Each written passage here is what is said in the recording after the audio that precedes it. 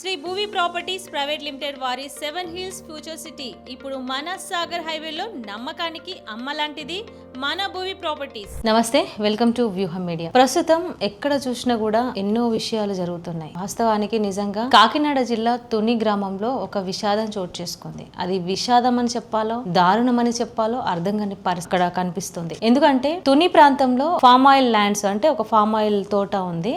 అక్కడ ఒక వాచ్మెన్గా పనిచేసిన దంపతులు గణేష్ భవాని, వాళ్ళ కూతురు జ్ఞానేశ్వరి, వాళ్ళ పాప కుక్కతో ఆడుకుంటూ అడవిలోకి వెళ్ళిపోయింది. సో అట్లా వెళ్ళిపోయిన తర్వాత మళ్ళీ కుక్క తిరిగి వచ్చింది కానీ పాప తిరిగి రాలేదు. దాదాపుగా ఇది జరిగి కూడా వారం రోజులు అవుతుంది. ఇప్పటికీ కూడా ఆ పాప ఆచూకీ ఎక్కడుందో కూడా తెలియని పరిస్థితి కనిపిస్తుంది. మరి ఆ పాపను వెతికే ప్రయత్నం 150 నుంచి 200 మంది పోలీసులు గాలింపు చేస్తున్నా కూడా, డ్రోన్లతోని చూస్తున్నా కూడా అసలు కనిపించని పరిస్థితి కనిపిస్తుంది. అసలు అమ్మాయి ఇంత వెతికినా కూడా దొరకట్లేదు. ఎక్కడికి వెళ్ళిపోయింది?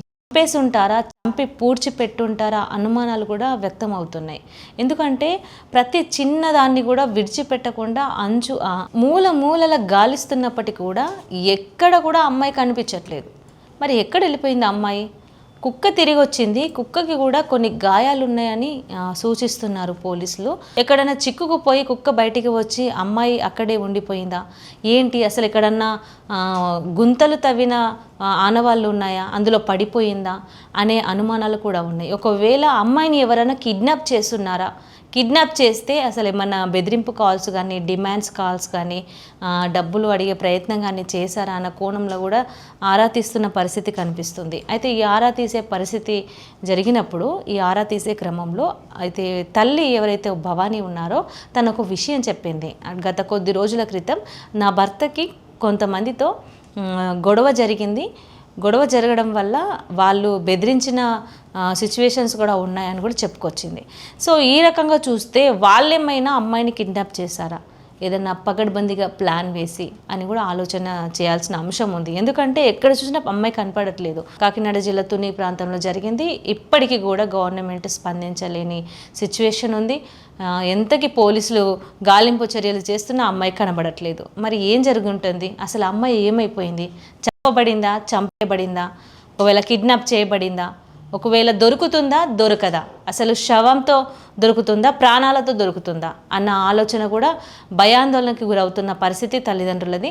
మరి ఏం జరుగుతుందో చూద్దాం. అయితే ఇక్కడ కీలక అంశంగా ఉన్న శునకం ఎంతకి కూడా అసలు అర్థం కాని పరిస్థితి. ఇది ఒక శునకం నిజంగా ఈ ఒక కుక్క విశ్వాసానికి గుర్తంటారు. ఆ కుక్క అసలు అక్కడి నుంచి బయటికి వచ్చిన తర్వాత ఒక భయాందోళనకి గురైన పరిస్థితి, అందరి మీద అరవడం అలా చేస్తున్న సిచ్యువేషన్స్ కనిపిస్తున్నాయంట.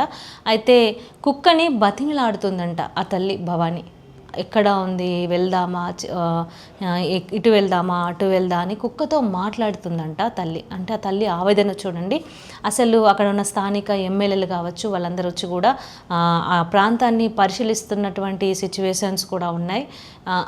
అమ్మాయి నిజంగా అసలు చంపబడిందా, లేక కిడ్నాప్ చేయబడిందా, ఏం జరిగిందో కూడా తెలియని సిచ్యువేషన్. ఆ తల్లి రోదన ఇప్పటికీ వారం రోజులు అవుతున్నా కూడా ఇప్పటికి కూడా అమ్మాయి కనబడడం లేదు, ఆచూకీ లేదు, ఎక్కడుందో తెలీదు.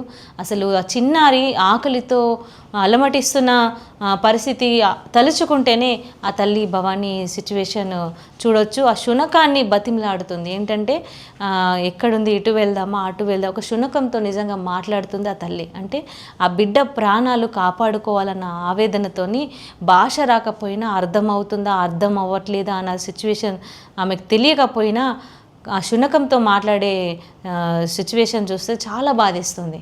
అక్కడ ఉన్న స్థానిక ఎమ్మెల్యేలు అందరూ కూడా పరిశీలిస్తున్నారు. ఎంతమంది పరిశీలిస్తున్నా కూడా ఆ ప్రాంతాన్ని ఇప్పటికీ కూడా ఆ చిన్నారి ఆచూకీ తెలియడం లేదు. అసలు ఏం జరిగి ఉంటుంది? చిన్నారి మిస్సింగ్ వెనకాల ఏ మిస్టరీ దాగుంది?